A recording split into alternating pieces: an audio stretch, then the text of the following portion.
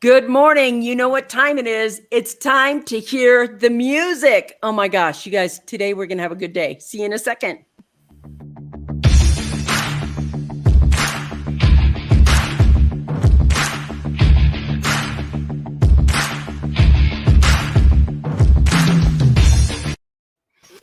Good morning. You're on the Success Secrets for Business, Family, and Life channel. This is a Coffee Break Show. I'm Vicki Helm, and it's brought to you by Metadime Digital Network.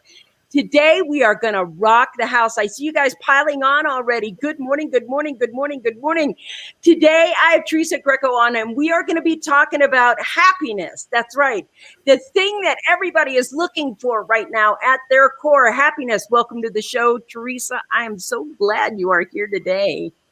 Thank you so much for having me. I'm really excited to be here as well. That's good. I just want to let everyone know. Okay. Hey, Karen, I'm glad you're on. Thank you for that. I'm so glad to see you. That's our executive producer. Carrie, nice to see you on. Good morning, Lori. Nice to have you here. So nice to have you. Thank you, Robin. Jane's coming on. Nice to see you, Jane. Great to see you. We are going to have a really great show today.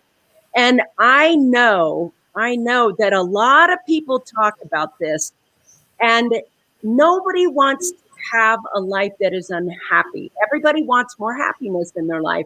Everybody enjoys happiness. Today, Teresa, I just want to start at the beginning. I just want to start at the very, very beginning. You guys, I see you piling on. Welcome, welcome, welcome.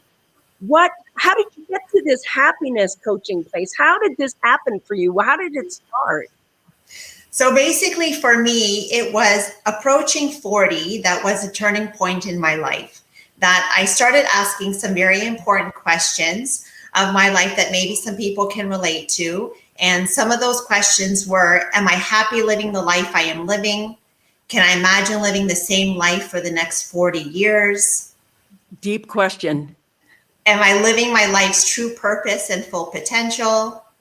And in the asking of these questions, it was really illuminating the feeling that something was missing in my life, which seemed very odd to me because I had achieved all the things that, society, culture, religion, and family tells you that you should achieve in order to be and live a happy life. So very fulfilling career, beautiful family, our own home, cars in the driveway, vacations a year, lots of beautiful material things I feel very blessed for. So yeah.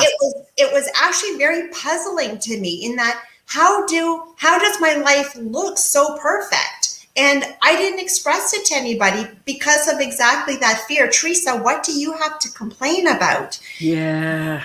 That how could you be feeling unhappy when you have all of these things? And so as I said, in the asking of these questions, I then started to delve deeper into some of the principles and practices that we'll touch on today that basically allowed me to realize that I had lost myself in the living of my life. Yes. That in trying to meet all the external expectations for my life, and as I said, whether that was societal expectations, cultural, religion, familial, that I reached a point that I didn't know who I was, that I was so busy trying to be the perfect mom, perfect wife, perfect daughter, daughter-in-law, sister, sister-in-law, friend, employee, etc., that it was, like I said, approaching 40 that I stepped back and I'm like, who am I? Who am I really? Because I'm trying to please everybody else every day and feeling like I said, something was missing, that I needed to be more and do more, maybe to fill this void, which again, it didn't make sense, because how is it that I had all of these beautiful things and yet still feeling, like I said, like something was missing? And so eventually, when like I said, one of the very first practices for me was meditation. That was something that I was guided to do at the time, which is 8 years ago now, which back then was very woo-woo. It was was. That's right. Right? That I had been praying my whole life And so that's also one of the things that I want to talk about, is how praying is very different than meditating. And this is so interesting what you're saying. And I really want to stop right here, because I think one of the most interesting things you've said is, first off, every time we have a birthday with a 0 by it, we reflect. And 40 is a pivotal birthday. It is someplace where you stop and think. The second thing that I thought was really interesting about what you said is, I could see myself in my role as a woman in this world just falling into this trap. And you said something so interesting. You said, I didn't realize I was losing myself. Like, you don't even realize it's happening at that point where you're losing yourself to expectations, other people's expectations. And then the third thing you said that I think was so powerful is you said, who am I really? Who am I really? The question that everybody wants to know: why am I here? Who am I? Why am I here? What was I made for? And those three things. But what I really want to know, what I think is important to know now is, was it a sudden moment, or was it an over the time that you said, hi, I'm 40 and this is happening, and who am I really? When is this like a sudden realization? Or were you unhappy and had to dig deep? Because I know there are so many women right now who are listening, who are saying, girlfriend, this is me in my life. And I feel that lost. I feel that. To me, what 3 tips? I know we're going to go into the meditation, but what 3 tips in questioning yourself at this point would you ask them to do? Do you understand my question? I do, and so I'm just trying to think, what is the best way to answer it. In that, so no, I think part of it is that 40 is like that pivotal halfway point between. Yes. And as a mother of 2 children, and also, like I said, a successful career. I'm an educator. I'm a technology consultant, and in me trying to be the best that I could be for my family, for my kids, to be the best mom, to be like the best educator I could be, and that in trying to do that, there's like an exhaustion as well, in that you're so much for everyone else that you reach a point that you feel empty just because your bucket isn't full. That's so true. You are preach it, girl. This is really the truth. That you can't give more of yourself because you're not filling your own bucket. And so that, again, is when you start to tap into these principles and practices and methods that actually allow you to give that oxygen to yourself first. Yes. So you can be more for others. And so I think that's also some of the void that I was feeling, is that I had been giving of myself for so much and still saying, but, am I fulfilling my life's true purpose? And now I feel like our true purpose, that this is just it. Our true purpose is just to uncover who we really are. Amen. That we've been given cloaks over like the living of our life from very, very young, that we've adopted, and it's like been shielding our eyes from like who we really are on the outside, because society tells you, you should be this, you should look like this, you should be smart like this. Yes.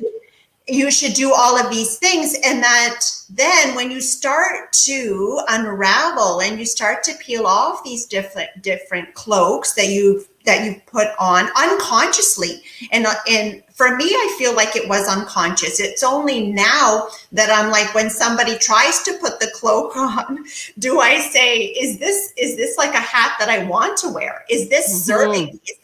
Is this honoring and respecting myself if I go ahead and put this hat on?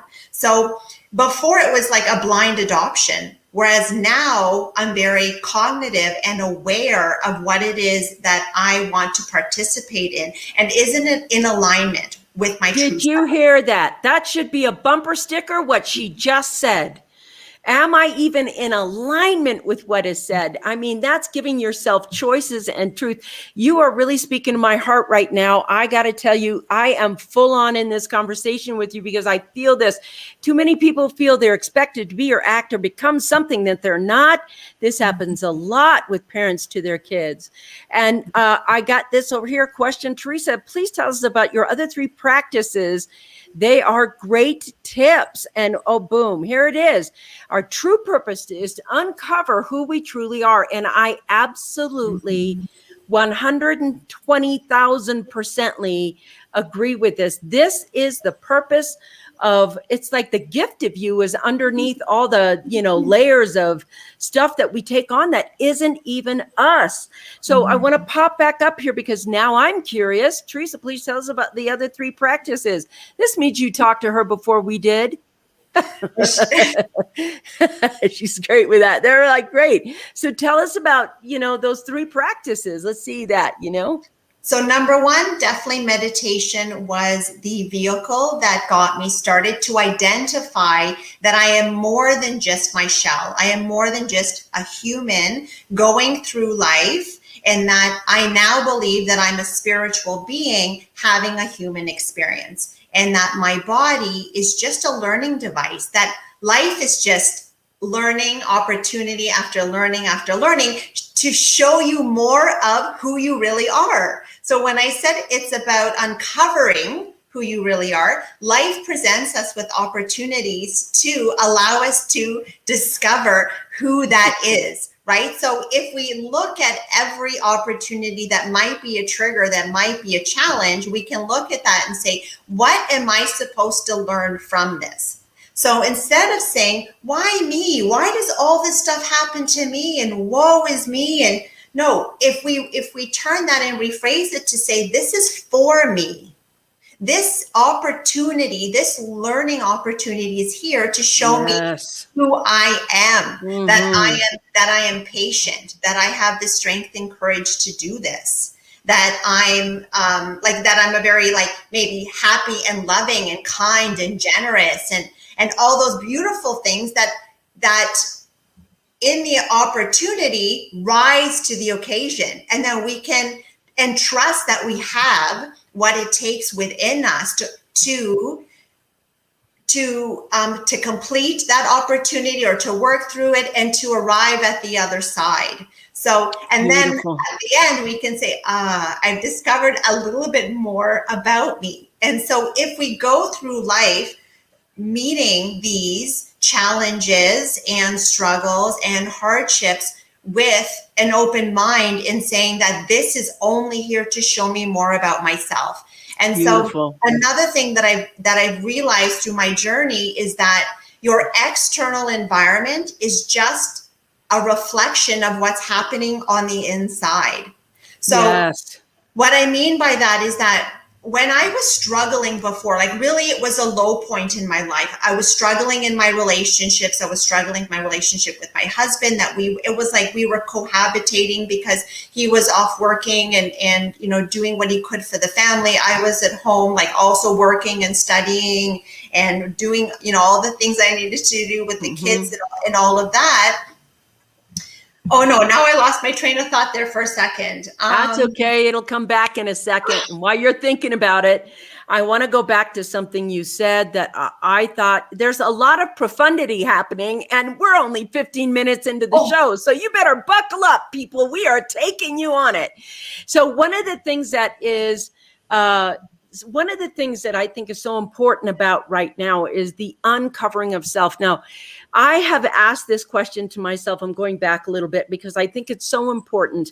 I remember when I decided that I was going to go to the Barbara Brennan School of Healing, and they asked me, they were like, Vicki, why do you want to be a healer? Why are you here? Why are you here at the school? And I said, because I want to know who I am before I die. And that singular question, I think that seed is planted in every person. There's a point where you're going to ask yourself, who am I? the most profound things happen when you ask that question. And she was talking about the unfoldment of that over that. I mean, don't you want to know who you are before you die? I mean, you're listening right now, you're watching the show.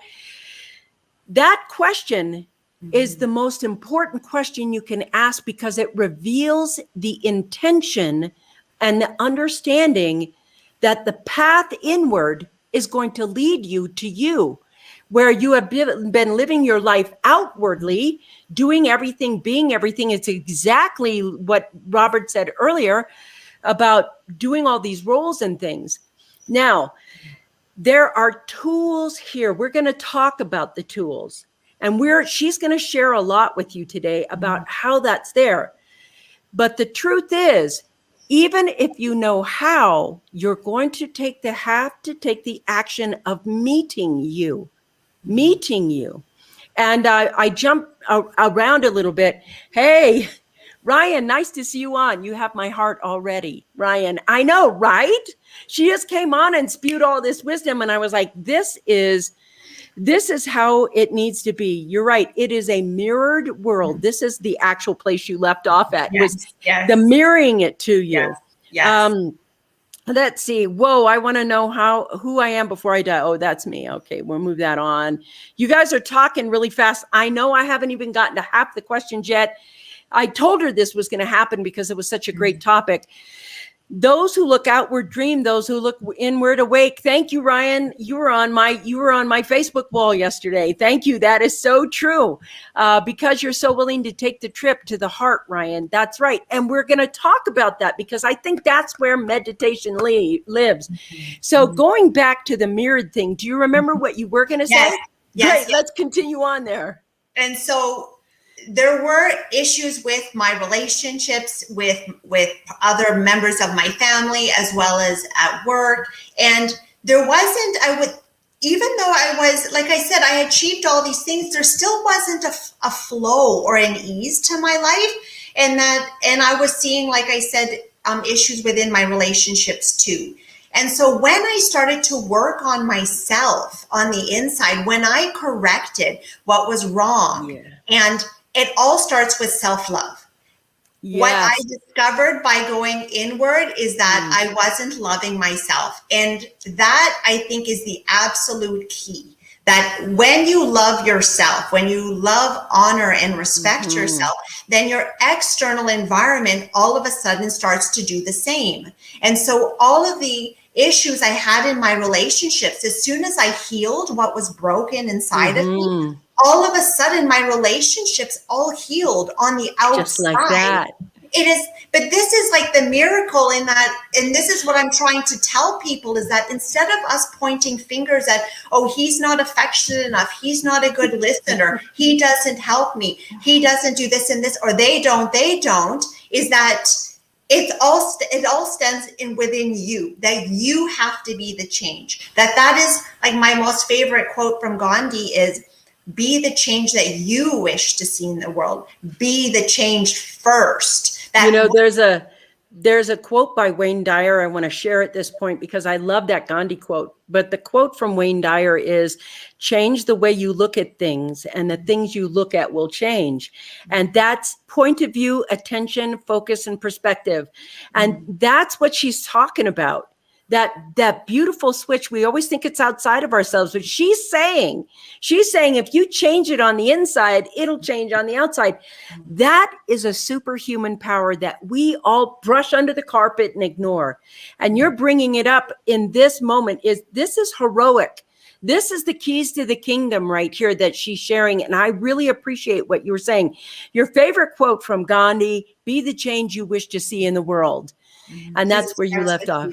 Yeah, yes. It starts with you. And then, like I said, once I healed what was broken, then all of a sudden, all of my external relationships all healed themselves. And so that's why when I said that your external is just providing you with learning opportunities. That's right. Every moment.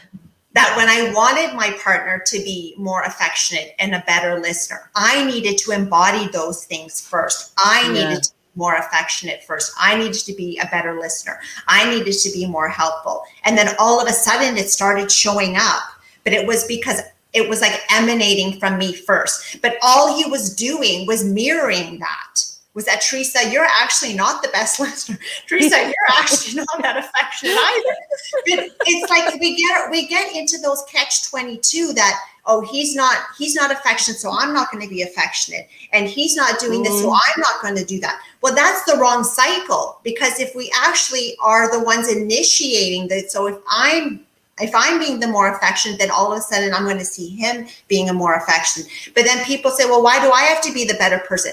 It's not, it's the better person, is that you are actually serving yourself. That's correct. That when we help others, we're helping ourselves. When we hurt others, we're hurting ourselves, because we're all part of the collective. We're all one. If people didn't see themselves as separate, yes, we're different. Yes, we look different, but on the inside, we're all the same. And so whatever it is that you're seeking and looking for, you need to embody that first. And then all of a sudden it starts to show up. So now I'm so excited about my life, because I'm so eager to find out more about who I am. Right? I know, right? That you keep going. I want to interrupt for a second and just pop in there, because they're talking so fast. Hence the importance of being taught to love yourself. Easier to develop authentic men than fixed broken men, or broken people, just broken people. Everything starts with self-love. Love, honor, and respect yourself. Now, everybody says this, but not a lot of people know how to do it. And today we're talking about the how, not just the phrase or the statement or the text or the context. The how is more important than even knowing that you need to love, honor, and respect yourself. How do you do that? Let's see. So I liked this. That was, when you do this, it is radical self-responsibility. Yes. But it is also some of the most empowering things that you can do. When you change the way you look at things, the things you look at will change. By the way, that is Wayne Dyer, that quote. I don't care if Max, whoever, it's Wayne Dyer, actually, is the originator of that quote. My favorite quote, be the change you wish to see in the world, Mahatma Gandhi, amen. You first, then everyone else. Love that radical self-responsibility. Teresa is so powerful. I appreciate what you're sharing. Me too. This is so speaking to my heart. And this is a big one right here. Match the vibration of which you seek, and it will manifest. It can be no other way. This isn't philosophy. This is physics. Yeah. Albert Einstein. Thank you. Another one of my favorite quotes, by the way. I'm kind of a quote nerd. But so going this way one more time. So brilliant. Thank you for sharing. Thank you for this continued conversation. I want to talk about what she's already asking. Please tell us what are the 4 tools you use? You have been asking that. You are just so curious. Tell us. Okay, so let's start with those questions. Let's go a little bit deeper. Okay, so I would say the 4, there's lots of, so in the span of like the last 8 years when I've been working on myself, and I continue to work on myself, because the universe just brings you more opportunities to do more learning. But I would say number 1, it all started with meditation. I really feel that meditation is the key that opens the door. It opens the path to more self-discovery. That when I started with that, it then led me to the next opportunity. And then that one led to the next one. And so like, it's almost as if the divine very carefully guides you so that you are ready to kind of tackle that next learning experience. So number 1 is meditation. Number 2 was awakening to the negative self-talk that was going on in my head. And Amen. So all of the conditioning and bullying and negative things that were said to me. So those cloaks that, you know, I took on over the course of my life, where I wasn't pretty enough.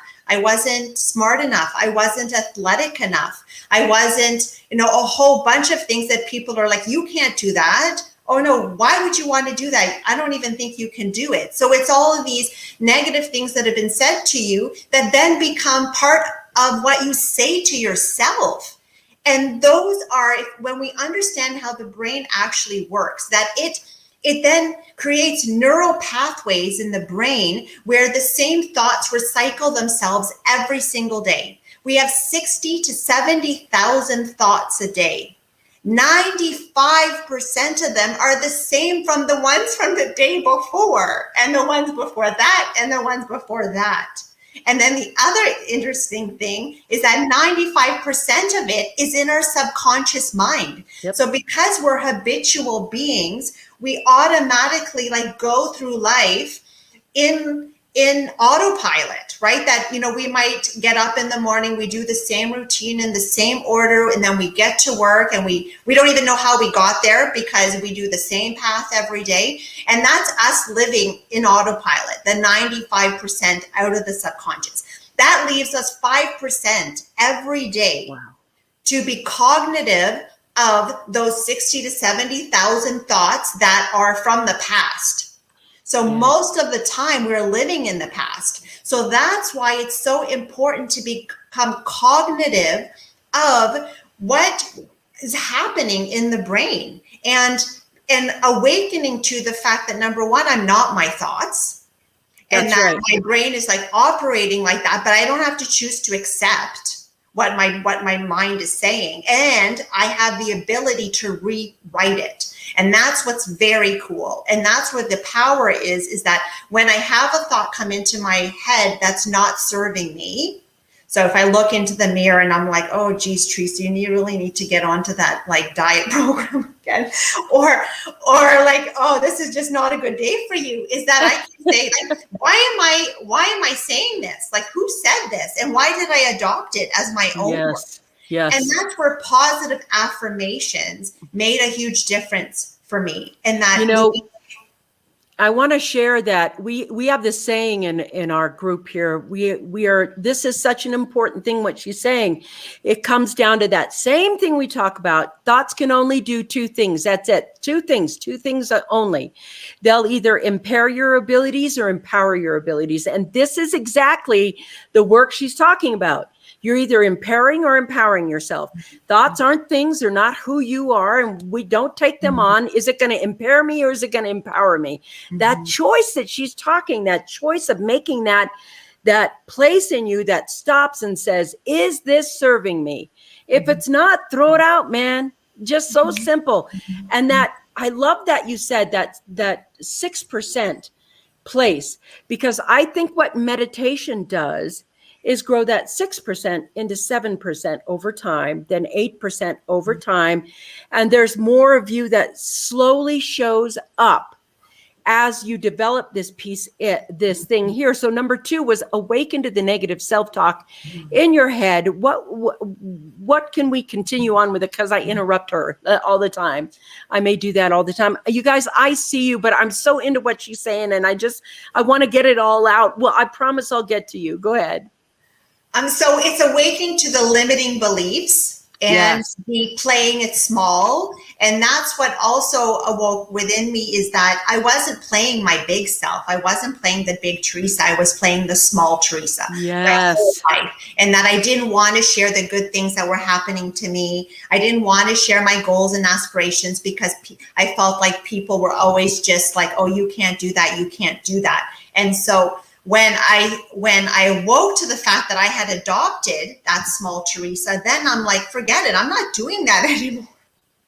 I'm not playing the small self. And I have the ability to do anything that I put my mind to, that I am whole and perfect, just as I am, that I don't need to be more and do more to try to have that external validation, that external acceptance, that external love, that I have that within me.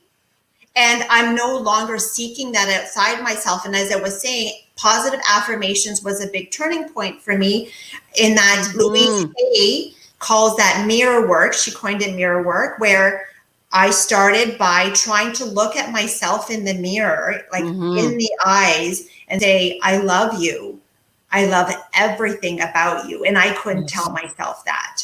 I was crying. I didn't have it within me. And so over the rewriting, that every time a negative thought came, and it's not that you arrive to a good place and then you're there. No, practice this every single day, that a thought will arise, and then I'm going to look at it. I'm not going to blindly accept it. I'm going to look at it and I'm going to rewrite it and say, no, Teresa, you are beautiful.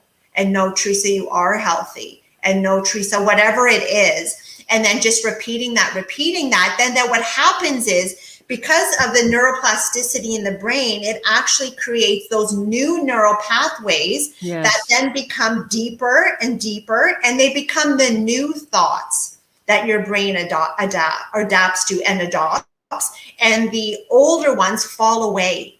And then it's as if they didn't even happen. So positive affirmations is definitely a tool to do that. A third tool is living in the now. Being in the now that's where our joy is. And we live so, as I said, 95% of the time we're in our subconscious, which is based on the past. And that leaves us 5% that maybe a lot of people are living in the future, right? Yes, and all so many people do. So much fear and worry about, thinking about the future. And that's where they say, depression and anxiety are different, right? That depression is you living in the past and anxiety is you living in the future. But if you just live like now in the present moment, this is where the joy resides. And the more that we can live and be, again, pulling our thoughts to the now, be present. And like now when I eat, I don't eat with distraction. I'm not on my phone. I'm not watching TV. I'm there savoring my food and really like enjoying my break, enjoying my downtime.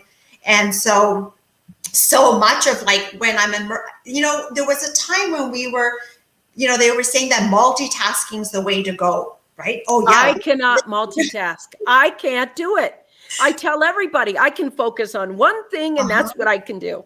And that's what we should be doing. And then research has shown that it actually increases stress and anxiety when we are multitasking and our concentrations in many different places at the same time. And we're never fully present in anything that we're doing because we're constantly distracted. I totally get that. I don't know how people can split their attention and stay fully focused on. It's impossible. I really thank you for this, because I remember in the beginning it's like, you can't multitask. No, I don't multitask. You get a little shaming from people, a little judgment from people when they're like, you can't multitask, because multitasking used to be a big, probably still is, I don't know, corporate word that it's like, can't you do both at once? No, not well.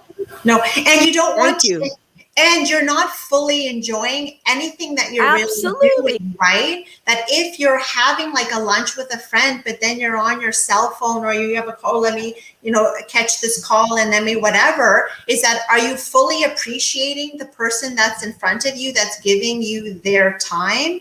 And you're not, because you're being pulled in all these different directions. And so when we're there in the present moment is where our joy is, because we're not being brought down by the past and we're not like fearing, worrying about the future. Did you hear that? That is one of the most important statements she's made. Happiness can only be, you don't understand. Happiness isn't something in the future. It's not something in the past. If you're feeling happiness in the past, you're having a memory. Yes. If you're feeling happiness in the future, it's a fantasy. If you feel happiness in the moment, you are present. And the only way to feel true happiness is in the present. You guys, I'm going to pop over here for a second. They are just really ruckus. Today, I worked with a coach who gave me an assignment on the first day. Look in the mirror and say, I love you. One of the most challenging things I had ever had to do. I wanted to go back to this because I thought this was important. The book out right now, New York Times bestseller, is called The Gift. She has this thing where she says, just go and look in the mirror. I'm paraphrasing right now. I hope I get it right. Say, I love you. I will never abandon you. I appreciate who you are. I've been saying I love you in the mirror every day for decades and decades and decades. Keep doing it. Keep doing it. You're in there. So I want to say, MJ, so true. One thing, no stress. That's right. One thing at a time. Check out the book called Single Tasking. I will. Thank you, because I think that's a good sign of a book. Wow, Karen, you're so beautiful and such a big heart. Totally lovable of being with you. I love you. Thank you, guys. You guys are amazing. Once again, why aren't we taught these things in youth through high school? Yes, that is the question.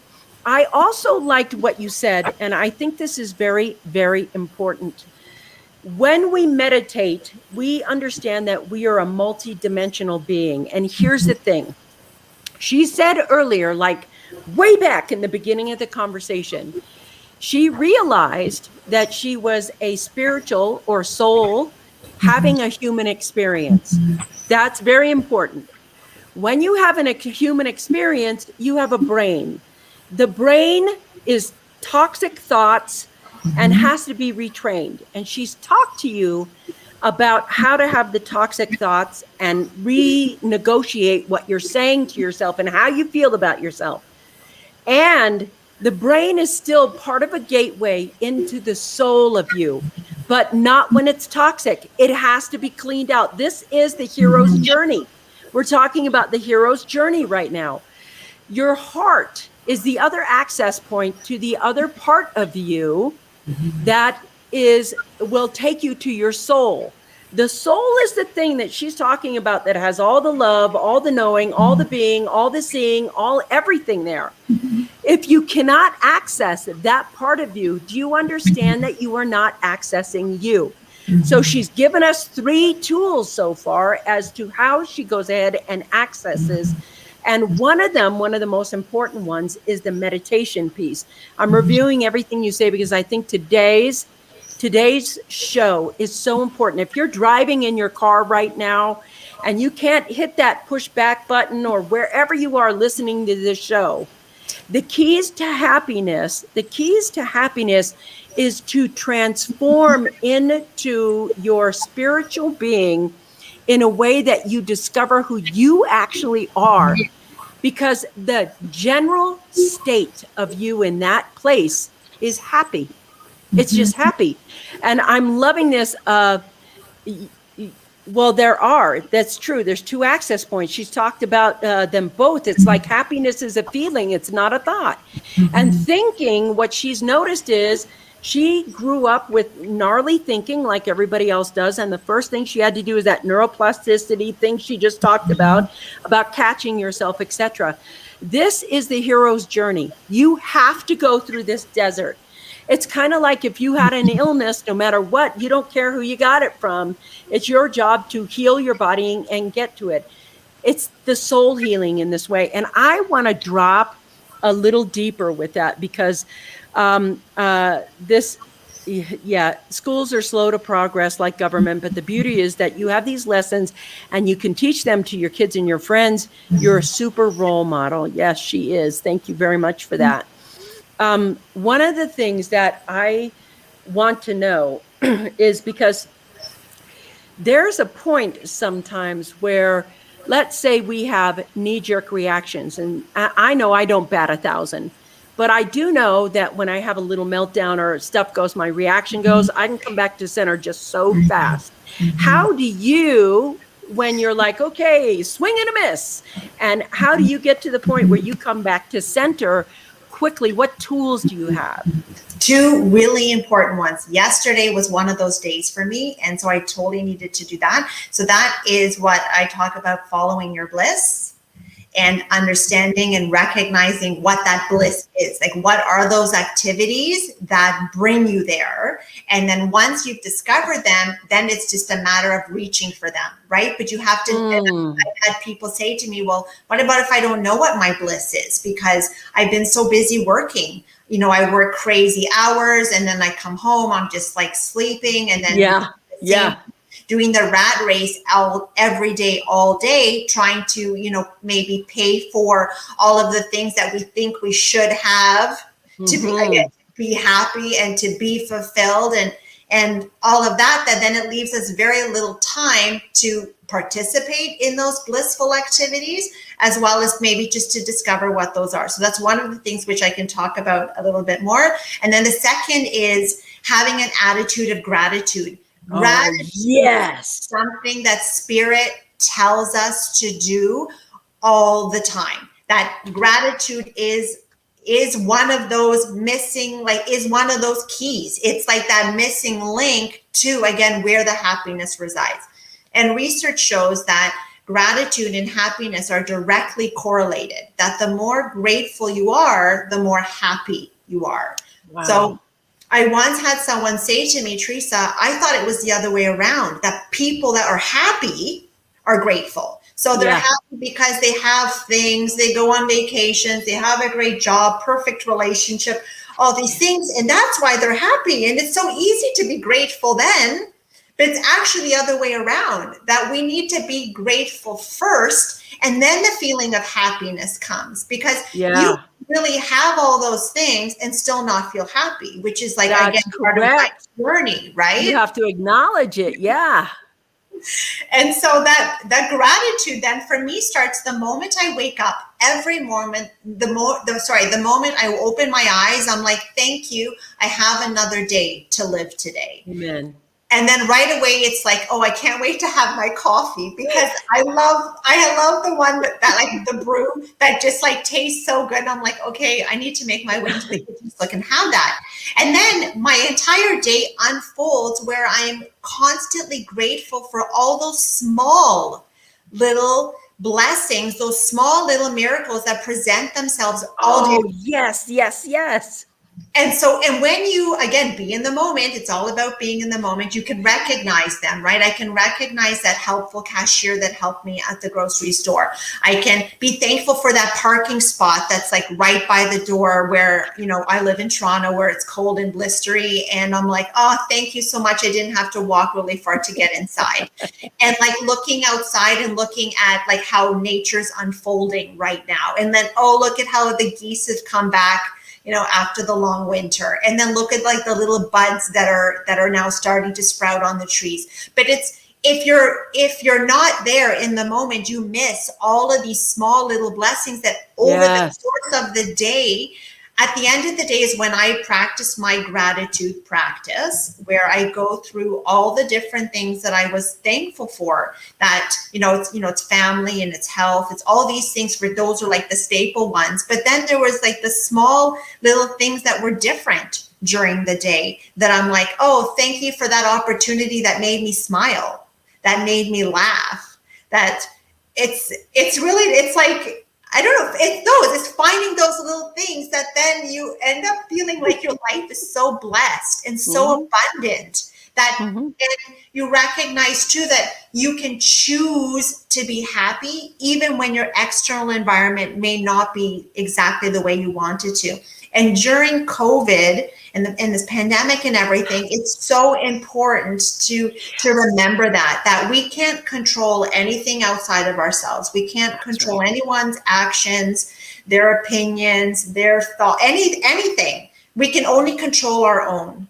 And so when we understand that is the case, and I can still choose to be happy by doing all these little things, then overall, I feel like I live in a very beautiful bubble. And I'm so thankful for this little bubble that I have around. But I'm creating that bubble, right? By eliminating toxic relationships, by eliminating things that bring negativity. So you said something just before we started the interview about, something that happened, in your community. And I said, I don't watch the news because for me, it's just anxiety causing. So your body is so in tune to tell you when you're not feeling in alignment. And so this will lead me into talking about following your bliss, because yesterday I felt it in my body. Today I feel different because I did my self-care things.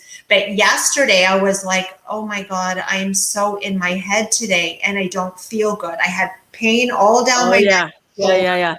Pain all in here. And I'm like, okay, this is my body's way of saying, okay, I'm not in alignment. I'm not feeling centered and grounded. And I need to do my blissful activities to try to recenter and realign myself. And for me, that's getting out in nature. As soon as I got home yesterday, I had like a quick bite to eat and off I was walking. And being out in nature is like breathing and, being in touch with your breath and taking in those really long, deep breaths automatically like lowers the stress. It brings like calm and serenity within you. And then being out in nature, it's just being close to Mother Earth. It just automatically does that. So I'm like, I need to get outside like quick. And I spent like a good amount of time just walking. And then second is for me, it's reading or listening to the books that remind me of what's important. Right? Oh God, that's a big one for me. I do that every single morning. My habit. The first thing I want to do is center myself with the divine. That's absolutely the first thing. And of course, I have a cup of coffee with it, like you, because I'm like, oh, there's the Joe. I can smell it in the air. But when I sit down and have coffee, the first thing I do is align with the divine, because that is how my day unfolds. And when I am in that place, I read also some of that spiritual books, etc., because you have to be reminded every morning about who you are, what you do, why you're here. And I love that you do that. I think that is a great habit. And I do it for at least 30 minutes every day, including contemplation and meditation as well. It's just something that you have to start your day with if you want to win the day. Yes, absolutely. Yeah. And then last night, then it was, so after I did all the reading, then there was the meditating just before I went to bed. So I will try to, and I did it again this morning too, because I'm like, I just need to start my day off right. So meditating is like a way of being able to connect that mind, body, and spirit all together, that we are not just the mind and body, that we are that spirit part of us too. And when we recognize that, and it's like uniting all those parts of ourselves, that then we can feel whole, that there isn't this void, there isn't this, that there's something missing, because we are connecting with that other part to ourselves, that we are in this world, but not of this world. That's right. That's absolutely it. That is the bottom line right there. I want to pop over here.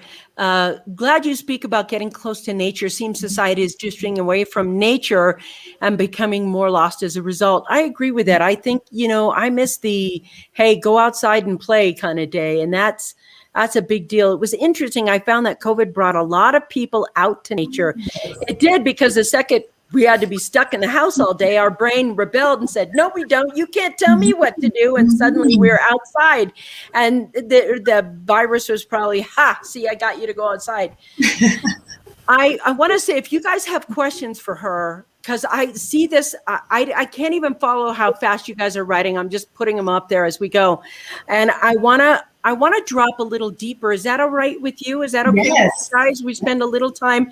I also want to say, before, I promise you'll get to connect with her, but Karen has already done this. Karen, would you do me a favor and put up her Instagram tag so everybody can find her there as well, so that we could be on that Instagram, etc. And what I want to say is, this is the fundamental, foundational practice of being human right now, is that it's that for years, we have been blinded by advertising and people taking our attention and moving us out of ourselves. I don't know if it's been deliberate or not. I don't know. My guess is that it's probably deliberate, but we are now, everything is outside of ourselves, and we look and look and look and look and look. It gives us a feeling of unhappiness and confusion, and we get dutiful. We get to the point in the beginning where she said, you lose yourself. No matter what, as long as you're outside of yourself, you're losing yourself, because your attention is going somewhere else. Now, what if there was something inside you who knew every single step you should take, exactly where you should go, how you want to move forward? What if there was something inside of you that you've forgotten, because you've forgotten how to access it now? You let this inner part of you atrophy. And what we're looking at right now with Teresa is the rehabilitation of making this inner part of you, this inner world, coming home to you in such a way that it creates the happiness that you seek. So the most important thing I want to get today is that happiness isn't outside of you, it's inside of you. And here are the ways in. This is what we're talking about today. Thank you. And you guys, if you want to be connected with her, there is her Instagram page. Go ahead and follow her. Pop that on. Do that now. It's in the feed. You can either go to, here's her Facebook page, here's her Instagram page. So she's everywhere you want to be. You just follow her and click that. I see you guys right here, distracted from our true nature. That's correct. Now, I don't care if you've had elbow surgery, knee surgery, heart surgery, whatever surgery, there is always a time where rehabilitation is there. You don't want to be mean with yourself. You want to be gentle with yourself, and you want to go ahead and meet yourself. Let's take that a little bit now after you start rehabbing. All the tools she gave us so many tools today. I think I could make a worksheet from it. And then what happens is you begin to come inward into yourself. How do you not lose yourself? She gave us 3 examples of that today. How to not lose yourself. Go back out in nature. Go to the point where you use gratitude. Go to the point where when you hit the floor in the morning, you are thankful for another day of living, and read something that's inspirational, that is spiritual, that helps you understand you. Those are the 3 principles she gave us that are so powerful. If you recognize it in others, it will exist within you.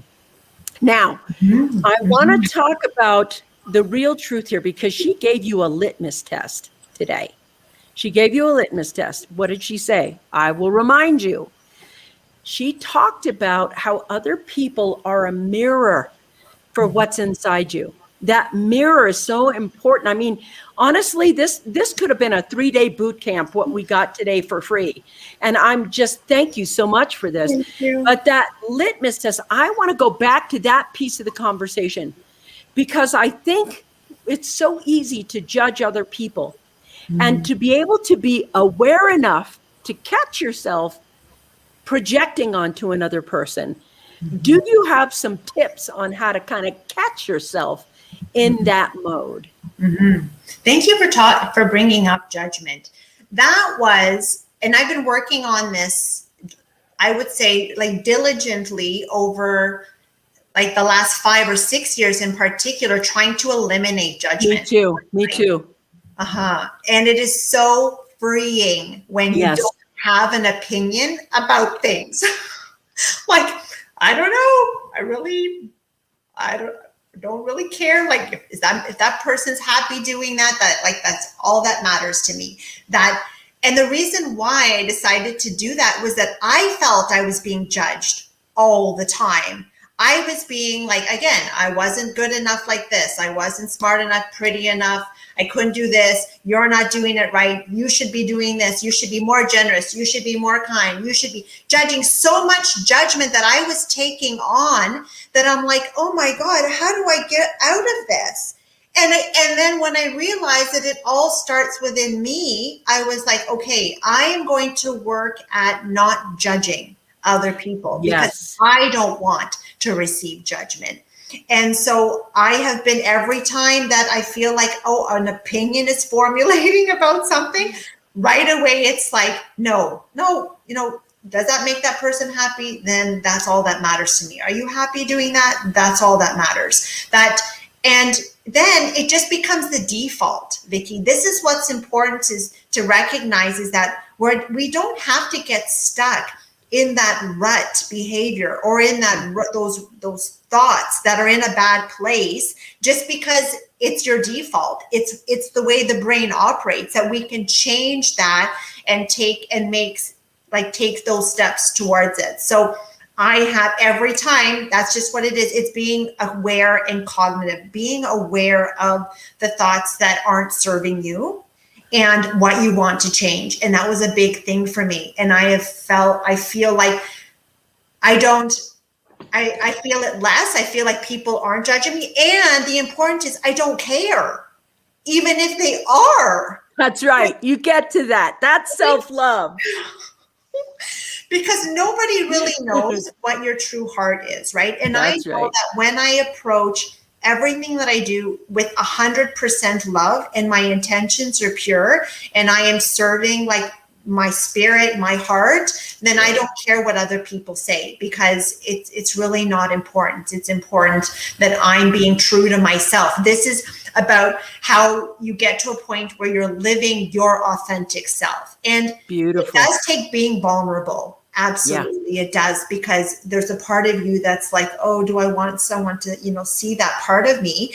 And in me speaking and writing and doing all the things that I do now, in sharing that vulnerability, that low point in my life that I was very fearful to share, because for loss of love, for that like loss of validation and acceptance.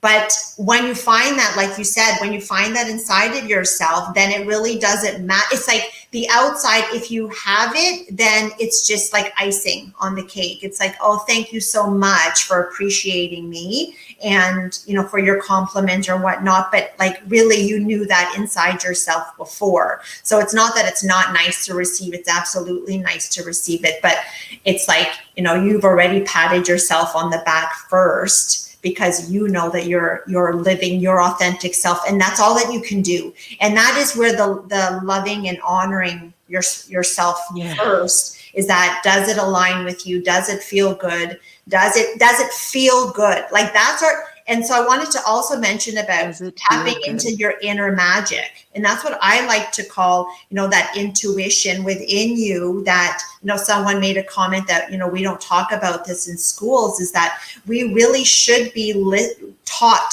to listen to our intuition, to that little voice inside of us that guides us, right? That tells us from small when someone did something to us that didn't feel good.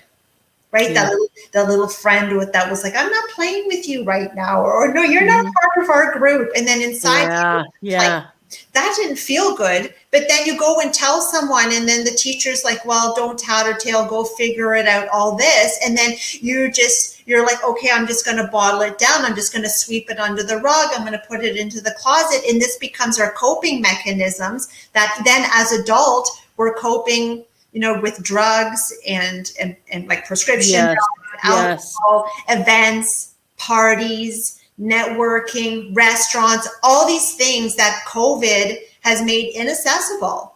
So now it's like, all our coping mechanisms have been yanked. Oh, mirror, mirror on the wall. That's a very cool insight.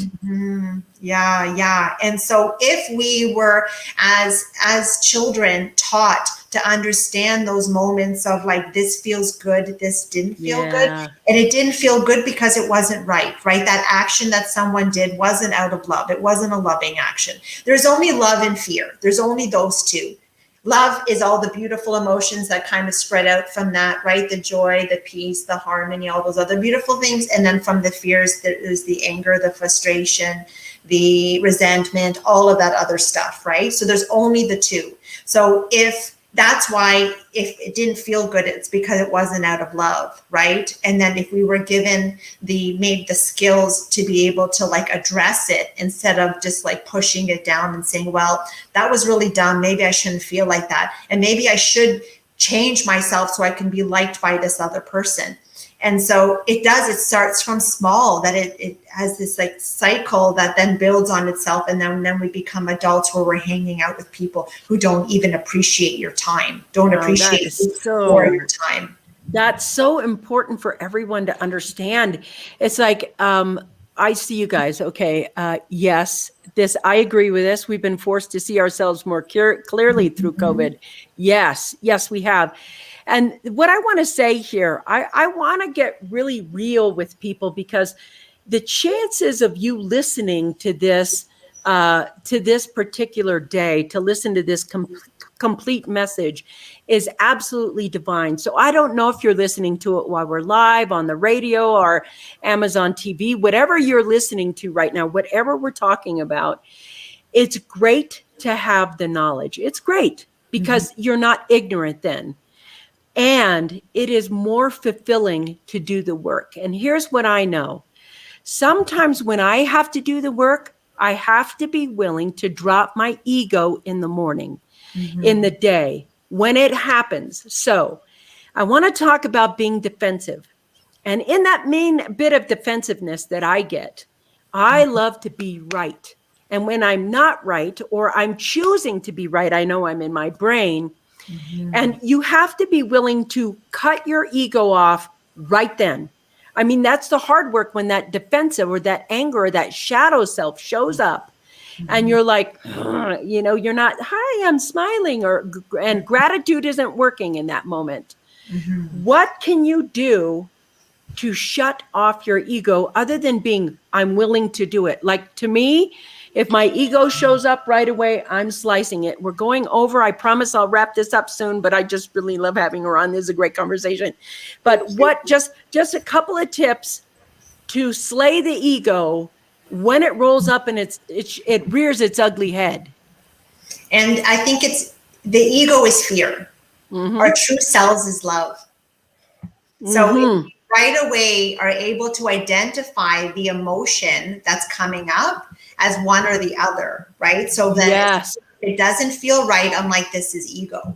This is ego trying to protect. That's always what the ego's incentive. It's like, going back to our primitive maybe nature, is that it's trying to like keep us safe from danger, right? And so the ego identifies with that all the time. So like you said, trying to be right, and being stubborn about it or whatever. So if we can in that moment identify who are we right now? Are we acting out of ego or are we acting out of love? And so when we can do that, it can help us to snap out and say, this is not my true nature. My true nature is love. And so how do I get back to that place where I can feel? So how do I remove myself from the negative emotions, like how I felt yesterday, and to bring me to a better place? So knowing what those blissful activities are for you. What do you participate in that you feel inspired, which means to be in spirit. And when we are in spirit, right, we're connected to our spirit and to the bigger spirit, the big S as well, right? And so, whether it be watching those comedy movies or the sappy drama ones, or it's the books, or it's going out for a hike, or it's playing with your dog, or playing with your kids, or listening and dancing to that music that like right away, as soon as you, like, for me, songs is a big thing. I have a playlist. Me too. It takes me right back to center. Yeah, and it's called my feel-good songs, right? And right away, I'm like, oh, I just need a boost.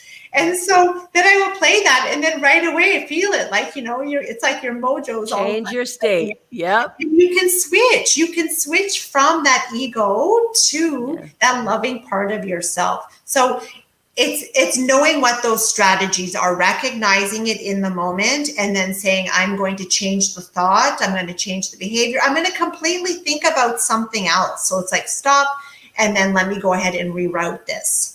And meditation, like I said, is such a big component. And I'm so happy that it's become such a buzzword now, Vicki, because like I said, when I did it 8 years ago, it was like, this is woo-woo. Whereas now we have so many meditation apps and meditation facilitators and coaches and everyone working to try to get people to give it a try, right? The one of the things I really love about meditation is that you can bring all that frustration in with you. Some people think that it's like, well, how am I going to be able to get into that when I'm so in my head, when I'm so overwhelmed with like negative emotions? Spirit says, bring yourself to that. Bring yourself with all of that to your practice. That's right. And then start to like do some of the things that can help your body to relax. Let's just start with that, with a mindful meditation, which is just, how am I feeling right now? Is my heart racing? Are my shoulders tense? Are they like all the way up to my ears? Am I feeling like a rigidity in the body? Am I feeling sick to my stomach? Like, just being mindful of, where am I? How am I? And that's it, right? We can just take it from even just the very physical perspective before we dive maybe a little bit further, but just being cognitive of the breath. The breath is, even if anyone practices yoga, they will know that they will say, get in touch with your breath, because all of a sudden we'll feel like that centering and grounding. And then, with a mindful meditation where we can very slowly let go of that tension that's, at the top of our head and then behind our eyelids and in our jaw and in our shoulders. Yeah. And it's just like, okay, pay attention to it. Like, what are you feeling there?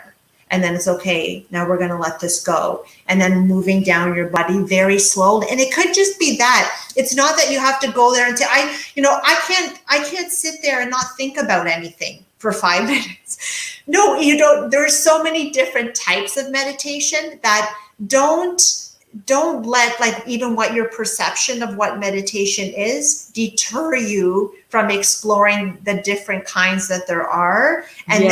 And sometimes it's a bit of a combination of both. And, I recently met someone that said that all her goal was just to try to do it for 1 minute, to just sit there for 1 minute and just pay attention to her breathing. That's it. And then she built on that to like 2 minutes and then 3 minutes. And then one day she was like, well, what if I just take this outside and just sit outside, in the sunshine. And then again, try to pay attention to like what you're hearing, right? And where we can then, like, what are you hearing with your ears, or what are you feeling on your skin? And doing these things that's a focused meditation where you're now focusing on, something specific. So if it's just what you're hearing with your ears, or what are you feeling on your body or in a certain area of your body, and just focusing on that, that's all, right? It's not that you have to try to eliminate all the thoughts from the whole day that feel like they're so overwhelming. It's just like, let's just focus on like one small thing for like a minute, and then building on it to 2 minutes. And then people are saying that they find that as soon as they start, even really starting small, is that they're noticing their relationships are getting better, that they're sleeping better, that they feel more calm inside. That you think, well, I don't know if I believe in any of this. Well, it's like, maybe just try it. Just try it out. I think that's the most important thing. She's not asking for hours. 1 minute, 1 minute. And it's interesting too, because I did that too. I started meditating in my very early 20s. Wow. And I remember the first time sitting down to meditate, and I'm like, oh my God, I'm bored. And then just working it up. And then, 3 days or 30 days and literally getting to the point where it was an hour. I've done 8 hours, 10 hours, 12 hours in a day. These things help open you up. I love this right here, because I think this is the real introduction. I used to do guided meditation with my kids at night, and we practiced putting their worries, fears, and anxiety on a bush outside the secret garden. That is, starting young. There are things that we can do. Just start. I want to say, you guys, we are over time, and I know that you want her to go on and on and on and on, and I do too. And we have this space and place where the show has to actually come to a close. And I see you guys still out there. Thank you for being here. But listen, this has been so enjoyable. So enjoyable to speak with you. What I enjoyed about it was that it was uplifting. And, I want to let you know, there are people out there who we tell you, we bring the best experts in. We go ahead and we put them on. They give you their best tips, tools, and techniques. And today, I got to say, she has definitely over-delivered for us on the processes, the how-tos, the ways to get in, everything about creating authentic happiness, not just a feeling in the moment, not a bit of motivation, but enjoying you in such a way that you can manifest yourself into this world. Teresa, thank you for being on the show today. Thank you for sharing so deeply. I loved having you all. You guys, you can connect with her there. Oh, wait, there's just one more thing. We all can't leave without the music. I'll see you guys tomorrow. Bye-bye.